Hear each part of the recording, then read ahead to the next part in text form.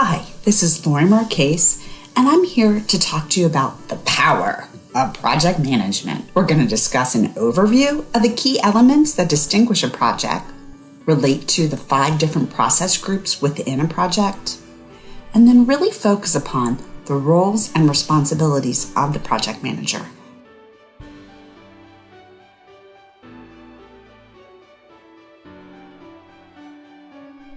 Now, project management is the process of organizing the way that changes are implemented efficiently within an organization. A project's defined as a temporary endeavor undertaken to accomplish a specific goal. A project creates a unique product, service, or result. Every project is temporary and unique. It has specific objectives.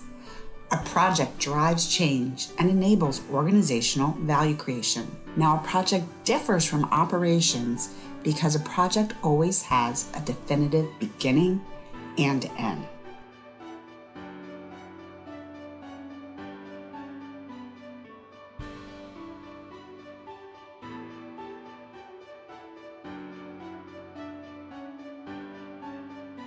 Every project has 3 main constraints. One is time, second, cost, third is scope. The project manager has to balance each of these elements in order to achieve the end goal of the project.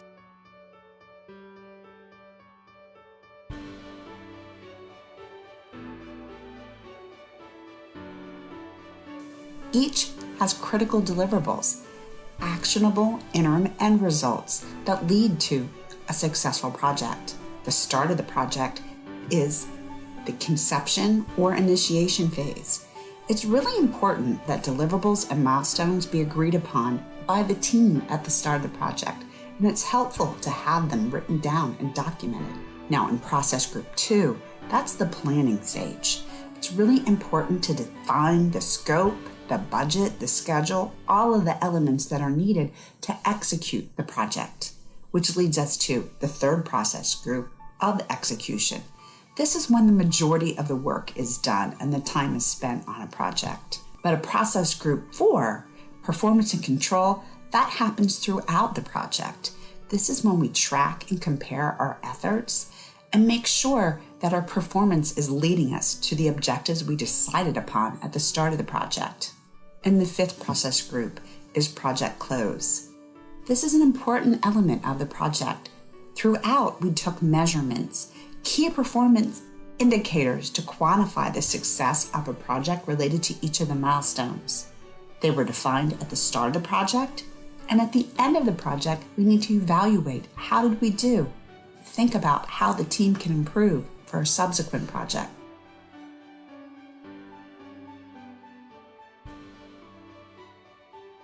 Now, an important part of every project is the team working together on SMART goals. The goals of the project have to be specific, measurable, attainable, realistic, and timely. Completing these SMART goals require the effort of everyone on the team.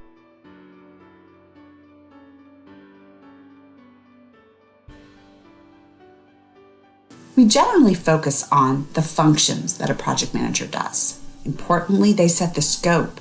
What are the boundaries of the project? Planning is an important function that a project manager serves, identifying the tasks required to complete the project. Identifying the resources, both human and physical, required to complete the project is the estimating purpose of the project manager. Now, scheduling is developing the plan on when all of these tasks are going to happen. And then a project manager needs to be organized. The project manager is not just organizing their own time and efforts, but the project manager needs to make sure that all team members understand their unique roles and responsibilities.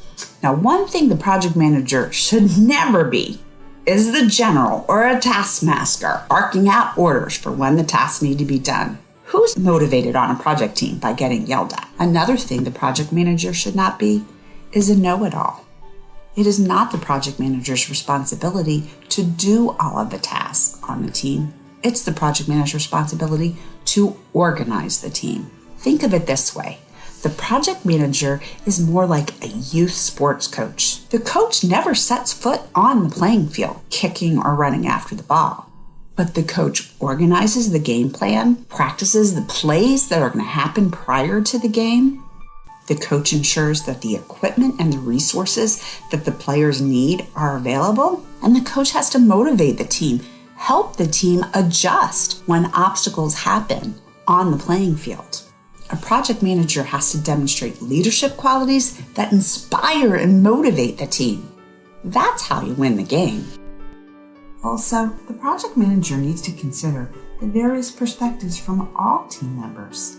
Learning thoughts from a diverse group of people provides for a better decision-making process throughout the entire project.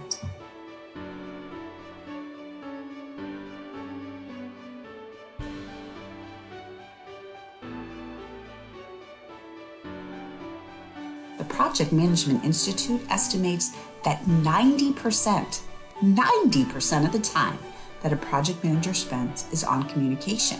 Now, when we think about communication, the first things that comes to mind is communicating outward, sending emails, meeting notes, text messages to our team members. But a really important skill related to communication is listening. A good project manager listens carefully to their customers, their stakeholders, and the employees or volunteers involved in completing the project.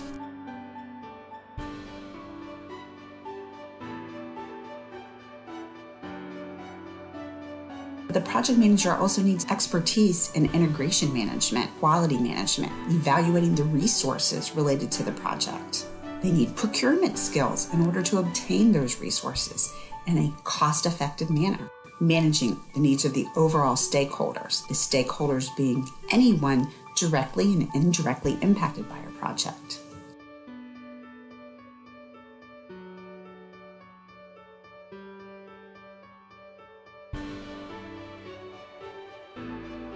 Now, project management can be an extremely important aspect of organizational development. Effective project management ensures the meeting of customer and stakeholder expectations.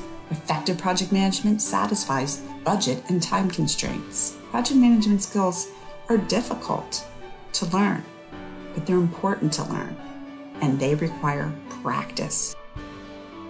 Just like that sports team has to practice the plays, learn to adjust effectively, a good project manager practices their skills. There's a wide variety of information and techniques available within project management. A project manager could practice their technical skills by learning more about Gantt charts or Kanban for planning and improved decision-making techniques. The project manager might work on their soft skills on how to be a better project leader.